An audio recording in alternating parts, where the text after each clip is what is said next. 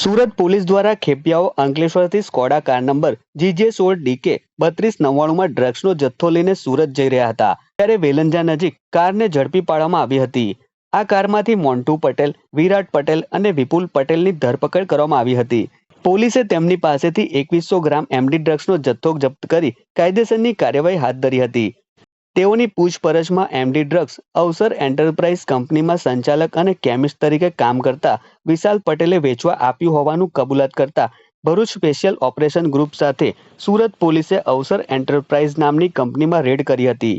કંપનીમાં સર્ચ દરમિયાન 141 ગ્રામ MD drugs મળી આવ્યું હતું, જ્યારે 400 કિલો ઉપરાંત શંકાસ્પદ MD ડ્રગ્સનું રો મટીરિયલ પણ મળ્યું હતું, જેને સીઝ કરી તપાસ માટે ગાંધીનગર FSL મોકલવામાં આવ્યું હતું। આ મામલામાં અંકલેશ્વર GIDC પોલીસે આરોપી મોન્ટુ પટેલ, વિરાટ પટેલ, વિપુલ પટેલ અને પલક પટેલનો સુરત પોલીસ પાસે ટ્રાન્સફર વોરંટના આધારે કબજો મેળવી આગળની કાર્યવાહી હાથ ધરી છે।